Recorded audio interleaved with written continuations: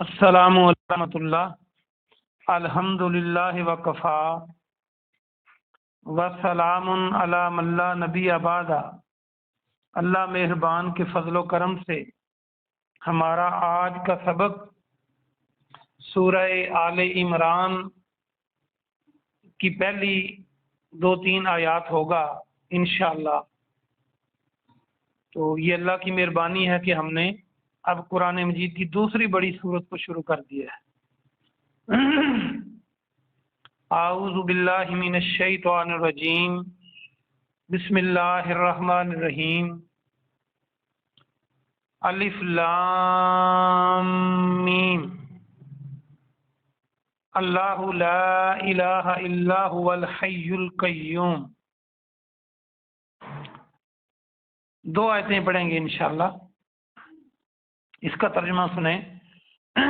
الف لام میم آپ پہلے بھی پڑھ چکے ہیں، یہ حروف مقطعات ہیں، ان کو الگ الگ کر کے پڑھا جاتا ہے، اور سورہ البقرہ کے شروع میں بھی یہ تھے اور سورہ آل عمران کے شروع میں بھی یہی ہے۔ اللہ سبحانہ و تعالی، لا الہ، لا نہیں، الہ معبود، کوئی معبود نہیں، الا مگر، ہوا وہ، مگر وہ سے مراد اللہ، کوئی الہ ہے ہی نہیں مگر وہ۔ الحی القیوم، الحی یہ آپ پہلے پڑھ چکے ہیں حیات، وہ زندہ ہے۔ القیوم قائم رکھنے والا ہے۔ قیوم کو بھی آپ نے پہلے پڑھا، قیام کا میں نے اردو کا بتایا تھا، کھڑا ہونا۔ تو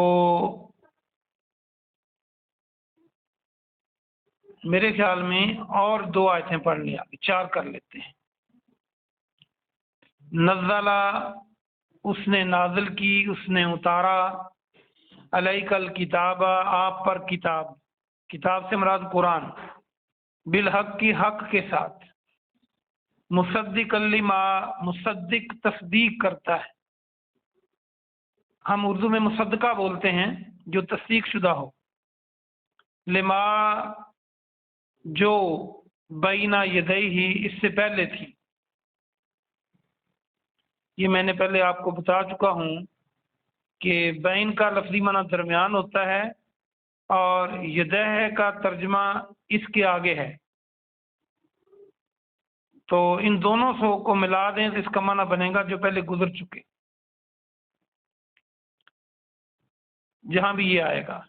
وَأَنزَلَ، اور اس نے اتارا، التوراۃ، تورات کو، یہ بھی آسمانی کتاب ہے، والانجیل، اور انجیل کو، من قبل، اس سے قبل، ہدی للناس، ہدایت ہے لوگوں کے لیے، وَأَنزَلَ الفرقان، اور اسی نے اتارا فرقان کو یعنی قرآن کو۔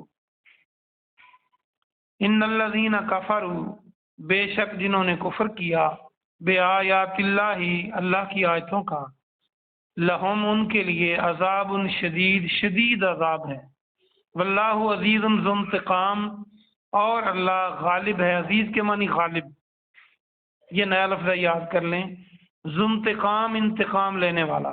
یہ 4 آیتیں ہوگی انشاءاللہ۔ تو ان کی تفسیر سے پہلے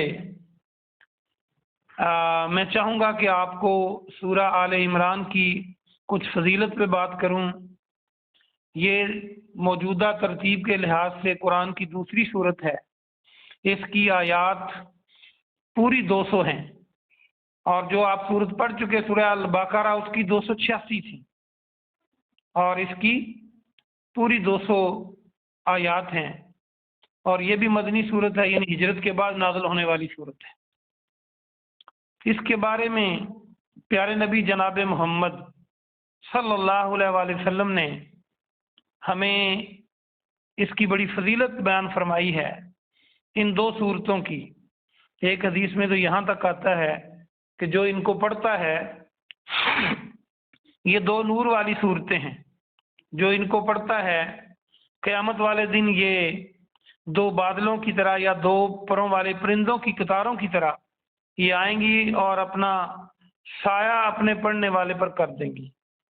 اور صحیح مسلم کی حدیث ہے کہ یہ جھگڑیں گی اس کے حق کے لیے، گویا کہ سورہ آل عمران اللہ سبحانہ و تعالی کے سامنے سفارش کرے گی قیامت والے دن، اور سورہ البقرہ جو یہ پڑھے گا۔ تو ماشاءاللہ آپ ان ایک صورت کو سیکھ چکے ہیں اور دوسری صورت کو آپ سیکھ رہے ہیں۔ اللہ سے دعا ہے کہ اللہ ہمیں اس کو سیکھنے اور اس پہ عمل کرنے کی توفیق عطا فرمائے۔ اور ان دونوں صورتوں کی فضیلت جو ہے یہ صحابہ کرام خوب جانتے تھے رضوان اللہ علیہم اجمعین۔ انس رضی اللہ عنہ کہتے ہیں کہ ہم میں سے کوئی البقرہ اور آل عمران پڑھ لیتا تو وہ ہم اس کو اپنے سے فضیلت والا سمجھتے، بڑے مقام والا سمجھتے۔ اندازہ کریں صحابہ کرام رضوان اللہ علیہم اجمعین کا معیار کیا تھا۔ آج ہم کس کو بڑا سمجھتے ہیں؟ جس کے پاس مال و دولت زیادہ ہو، جو بڑا چودھری ہو۔ تو بہرحال صحابہ کرام رضوان اللہ علیہم اجمعین ان دو صورتوں کے پڑھنے والے کو بڑا تصور کرتے تھے۔ تو ایک اور حدیث میں پیارے نبی جناب محمد رسول اللہ صلی اللہ علیہ وسلم نے مختلف حدیثوں کو اکٹھا کریں تو یہ پتہ چلتا ہے کہ اس کی جو دوسری آیت ہے جس میں الحی القیوم ہے، یہ اللہ کے وہ دو نام ہیں جو اسم اعظم ہیں، اور جو بندہ یہ آیت پڑھ کر دعا کرتا ہے اللہ پاک اس کی دعا کو رد نہیں کرتا، جو آیت الکرسی پڑھ کر کرتا ہے اس کو بھی رد نہیں کرتا۔ تو ہمیں چاہیے کہ ہم یہ جو قرآن کے نسخے ہیں ان پہ پورا یقین کریں اور ان کو عمل میں لائیں۔ ہمیں اللہ کے کلام پر اتنا اعتبار نہیں ہوتا جتنا اور چیزوں پہ ہوتا ہے۔ تو اللہ کا وہ نام کہ اللہ زندہ ہے اور ہمیشہ قائم رکھنے والا ہے، یا جتنی دیر چاہے گا قائم رکھے گا، تو یہ جو صفت ہے یہ اس نام سے اللہ کو پکاریں تو اللہ دعائیں رد نہیں کرتا۔ اور بھی اس سورہ مبارکہ میں بڑی فضیلتیں ہیں، قرآن کا حصہ ہے، قرآن سارے میں بڑی فضیلتیں ہیں، شفا ہے قرآن، اور قرآن کو پڑھنا انتہائی نفع ہے، کاش ہمیں پتہ چل جائے۔ اور یہ دونوں صورتیں ایک طرح کی جڑواں صورتیں ہیں، البقرہ اور آل عمران۔ البقرہ کا میں جو خطاب ہے وہ بنی اسرائیل سے ہے شروع میں، اور اس میں آل عمران سے ہے۔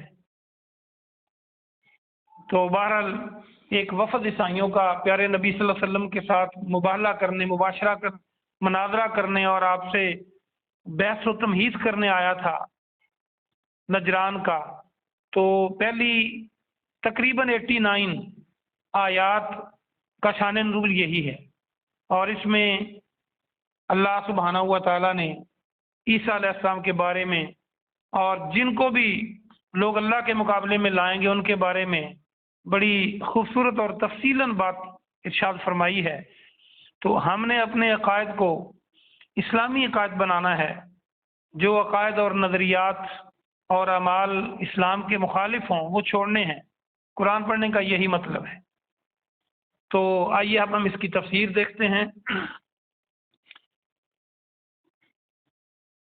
یہ الف لام میم اس کا مطلب تو اللہ ہی جانتا ہے، لیکن پیارے نبی جناب محمد صلی اللہ علیہ وسلم نے فرما دیا کہ آپ الف لام میم بھی پڑھیں گے تو یہ 3 حرف ہیں، اور ہر حرف پر 10 نیکیاں ہیں، یعنی 30 نیکیاں انسان کو ملتی ہیں۔ اور اگر پوری آیت اس کو شمار کریں جیسا کہ ہے تو قرآن کی ایک آیت پڑھنا ایک سرخ اونٹنی کو پکڑ کر لانے کے برابر ہے یا اس سے بہتر ہے، اور وہ کسی کا حق بھی نہ مارا ہو، چوری کی بھی نہ ہو، تو کو کتنا خوش ہوگا ایک اونٹنی اس کو مل جائے۔ الف لام میم پڑھا تو اتنا اس کو اجر مل گیا۔ آگے اللہ کا ذاتی نام ہے، اور اللہ سبحانہ و تعالی نے اللہ لا الہ الا ہو میں پہلے الہ کی نفی فرمائی ہے کہ اللہ ہے اور کوئی الہ نہیں ہے مگر وہ ہے۔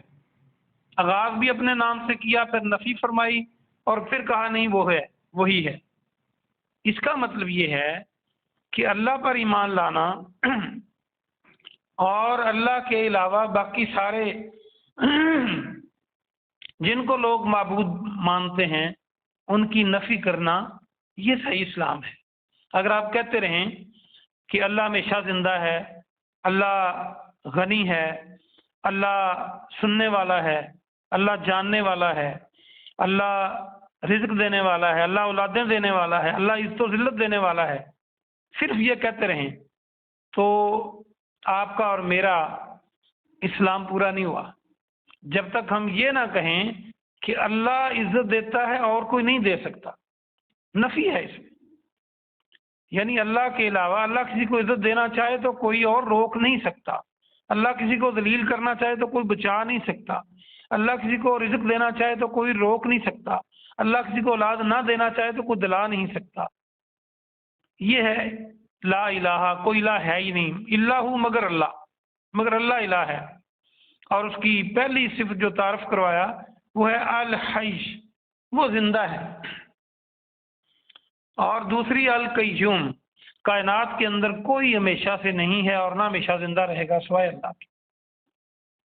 تو جو کسی کو الہ مانتا ہے تو اس کو چاہیے کہ پھر اس میں یہ صفت بھی دکھائے کہ وہ ہمیشہ سے زندہ ہے۔